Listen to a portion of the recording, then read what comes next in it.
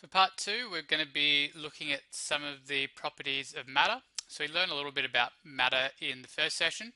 So now we're going to be looking at a few more of the properties in terms of what makes a solid different from a liquid and a gas, and some of the laws that we can use to explain how they behave. We'll also be using what we learned in the first section of this lecture in terms of the intermolecular forces to explain why certain types of matter are held quite close together in terms of a solid, and some are very far apart in terms of a gas. But before we get onto that, let's look at the energy that atoms possess.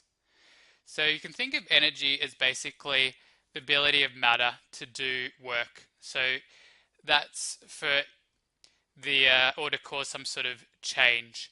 So often people think of energy as a movement, and you can think of it like that for simplicity, but it's more than just movement, and I'll show you why that is in these coming slides. But in this definition, we have energy as the ability for the matter itself to do work, or it can cause other matter to change in some way. So, for example, one piece of matter can actually cause another piece of matter to move. Interestingly, energy does not have any space and has no mass as well. So it's kind of like this invisible entity that we can't see, at least some types of energy. But what you can see is the evidence of the presence of energy, so the movement of one component, for example. So we also have this law of conservation of energy, which is similar to the law of conservation of matter. If you remember back to the fact that atoms cannot be created or destroyed, they're just moved around in chemical reactions. It's the same with energy. Energy can't be created or destroyed. It can only be moved around. So in the process of a chemical reaction, some chemical reactions are consuming energy. We looked at those in the previous session. They're the endothermic reactions. And some are releasing energy in the form of heat often, but it can also be in light, form of light. These ones are exothermic reactions. And we can have one form of energy being converted into another form of energy. For example, the mechanical energy that's used to power a wind turbine or some sort of motor can then be used to generate electricity, which would be electrical energy.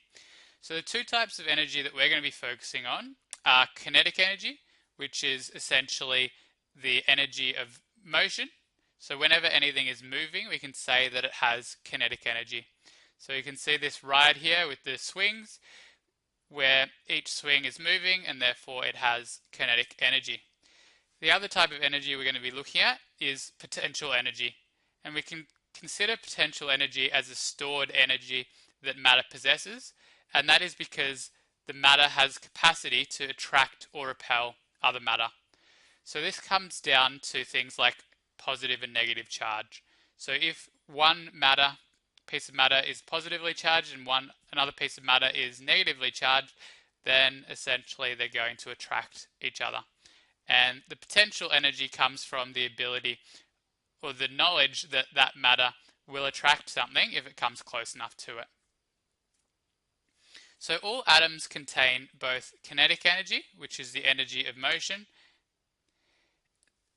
which means that all atoms are constantly moving. So no matter what atom you're talking about, they've all got kinetic energy because they're moving. All atoms also have potential energy, which is the stored energy that's based on the capacity of the atom to repel or attract other atoms or other types of matter. So let's have a look at an example of potential energy. So for example, the capacity of an atom to attract or repel a second atom means that the first atom contains potential energy. Interestingly though, as soon as the attraction or repulsion actually happens, the potential energy actually becomes kinetic energy, because to have attraction or repulsion, there's movement.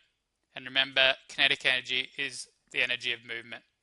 So essentially the potential energy only exists until the atoms come close enough together where the potential energy is then converted into potential energy when the movement actually occurs.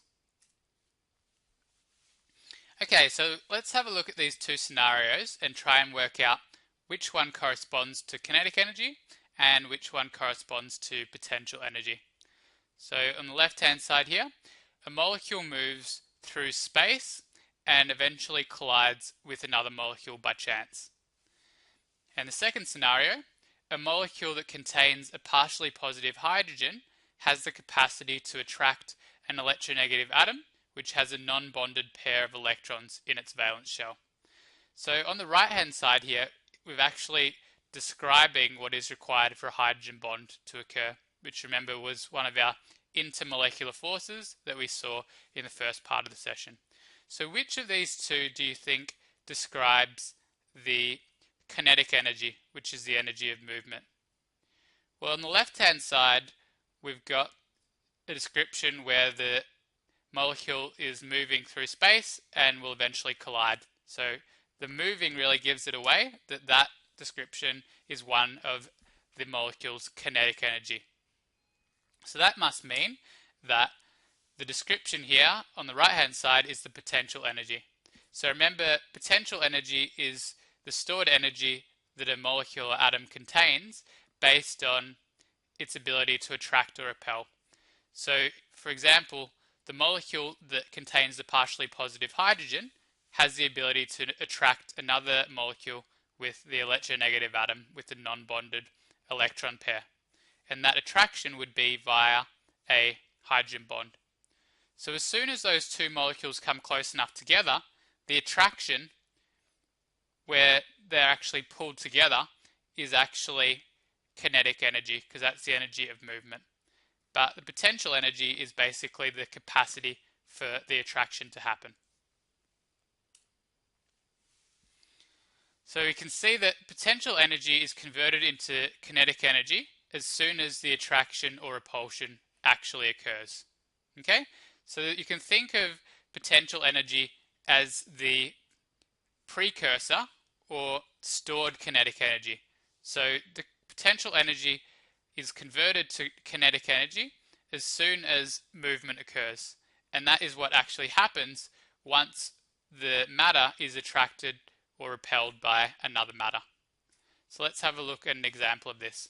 So we've got an H2O molecule that has that partially positive hydrogen that has the capacity to attract the electronegative atom if that electronegative atom has a non-bonded pair of electrons in its valence shell.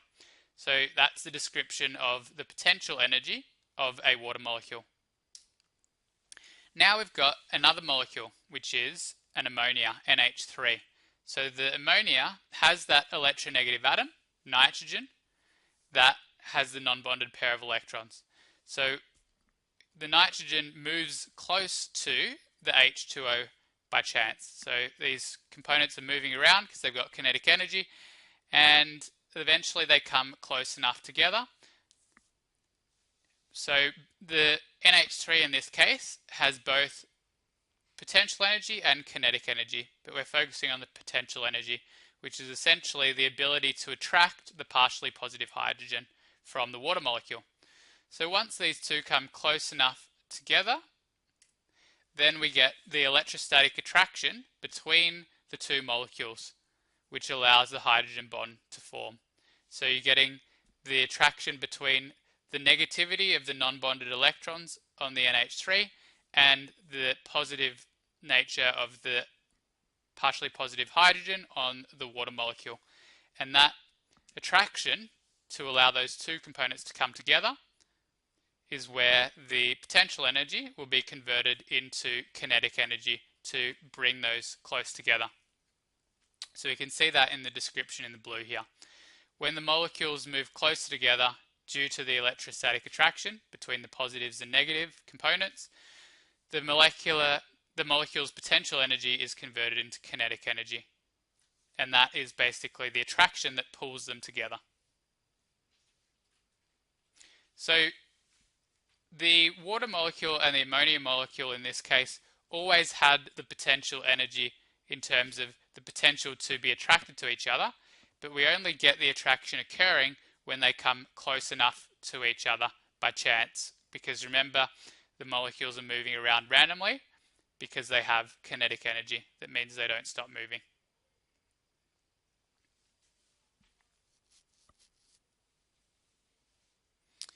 So let's summarize the difference between our kinetic energy and our potential energy.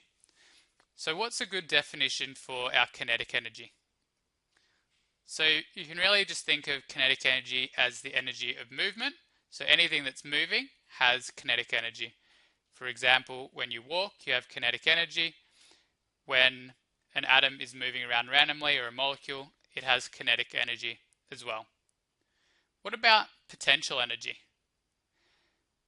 Well, potential energy is basically stored energy that a component contains until it's going to be attracted or repelled by something else.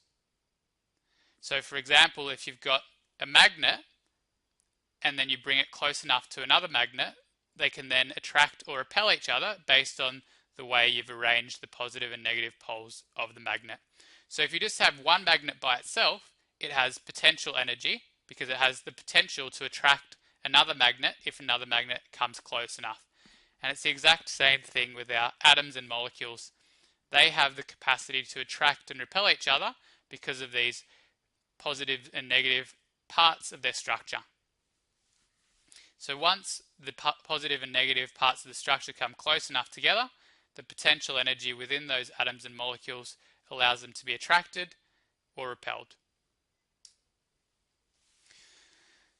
Alright, so what units do we use to measure energy? So you've probably heard of the calorie and the joule, which is the common measurements we see on the back of our food packaging.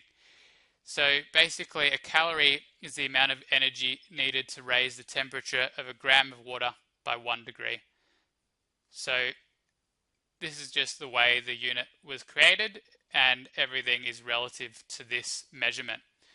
We can see the conversion between the calorie and the joule.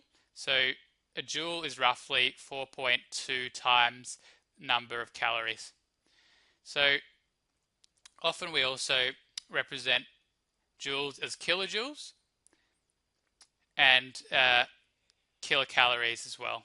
So 1,000 calories would be 1 kilocalorie, or 1,000 kilojoules would be 1,000 joules would be a kilojoule. So in the table on the right hand side here, we can see the number of calories and joules that we get from different macromolecules. So these are the common components of our diet: the carbohydrate, the protein, and the fat. So based on this table, which do you think is the most energy-rich food? Well, you can see that carbohydrate and protein are very similar, with roughly 17 kilojoules per gram, whereas fat is much higher, almost double. Well, it's actually slightly more than double, at 38 kilojoules per gram.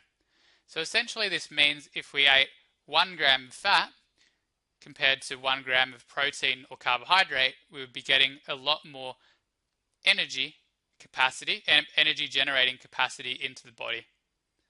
And the way that the body converts these macromolecules into energy is through, firstly, digestion to get them into a form that the body can use, and then metabolism inside the cells.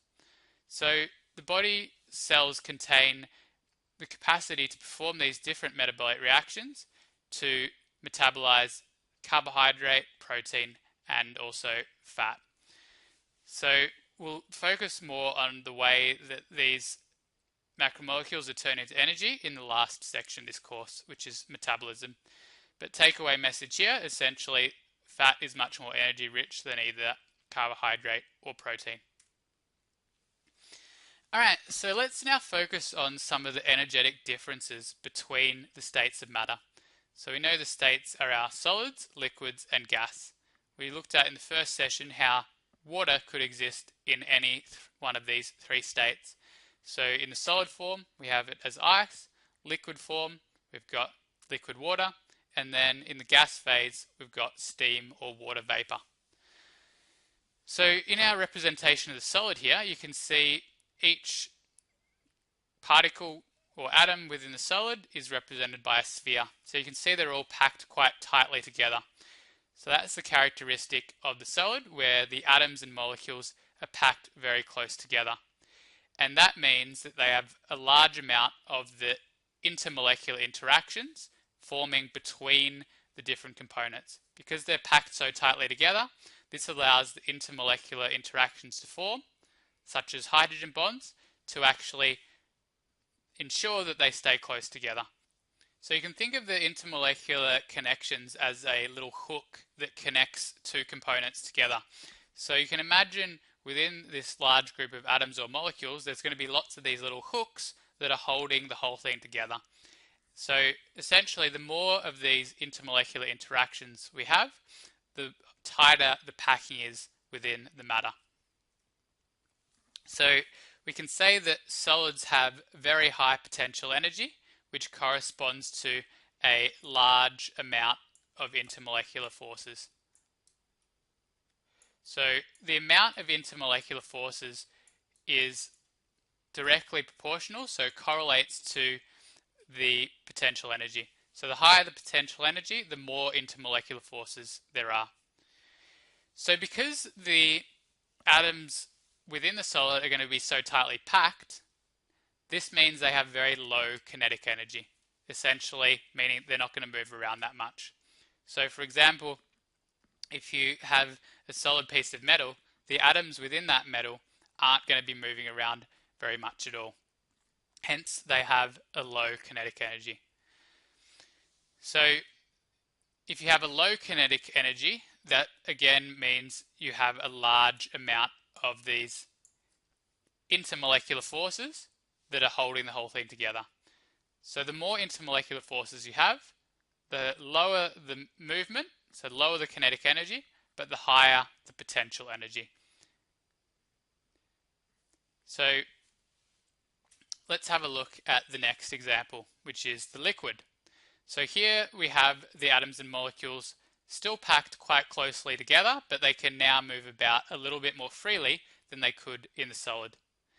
So because they're still quite closely packed, that means that the intermolecular interactions, which are the interactions that are basically hooking the atoms together or connecting them together, are actually quite high as well. So this means that the amount of potential energy is still high because of the high amount of the intermolecular interactions. There's not going to be quite as many of these intermolecular interactions like the hydrogen bonds as there was in the solid, but still a large amount. So now that the atoms aren't quite as tightly packed together, that means they now have a moderate kinetic energy. So they're moving around a little bit more freely. And you can see for a gas, now each atom within the gas is actually quite far apart. So this is very different to what we saw for the liquid and also the solid, where there was quite tight packing. So because the atoms are so far apart, basically this means that there aren't very many of these intermolecular forces that are hooking the atoms together. There's not much capacity for the atoms to be close together. There's nothing holding them together essentially. So we can say that the intermolecular interactions are actually minimal. And this corresponds to the gas having a very low potential energy. So because there's a low potential energy, essentially that correlates to having very few of these intermolecular forces. If we compare that to the solids and liquids, where there was a high amount of intermolecular forces, we had high potential energy. So you can see that when potential energy is high, you have more intermolecular interactions holding it all together, whereas if the potential energy is low, you have less of these intermolecular interactions holding them together. So as a consequence of the atoms within the gas not being held closely together, this means that they can move about freely. So they have a high amount of this movement energy, which is the kinetic energy, which is essentially allowing the individual atoms to be independent from each other. So what I've shown you on the previous slide is that we can basically characterize our different states of matter by how much kinetic and potential energy they have. So we saw that the more kinetic energy the matter contained, that meant that the individual components of the matter, the atoms or molecules, are going to be further apart. So essentially, if you have more kinetic energy, you have less association between the components of the matter. Whereas it's the reverse for the potential energy. The higher the potential energy, the more attraction there is between the individual atoms or molecules within the matter. So this means there's going to be more of these intermolecular interactions, like hydrogen bonds, that hold the whole thing together. So which of our three states of matter had the highest potential energy? So that was the solid that had a really large number of intermolecular interactions holding the whole thing together, which corresponded to a high amount of potential energy. So using these little scales, we can actually see the relative amounts of the different energies that each type of matter possesses. So in this scale, we've got arbitrary units of between 0 and 100. We can say that the gases are closest to 100, meaning they have the most kinetic energy. The liquids, they're just below halfway here, so they've got moderate kinetic energy. There's some movement there, but still being held quite close together. And then the solids have very little kinetic energy, therefore they're close to 0 on this scale, meaning the atoms aren't moving much at all.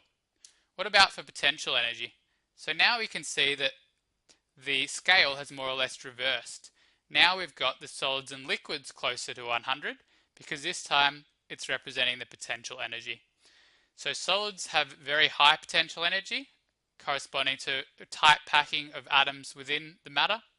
Liquids also have a high potential energy, not quite as high as the solids, but still quite high on this scale.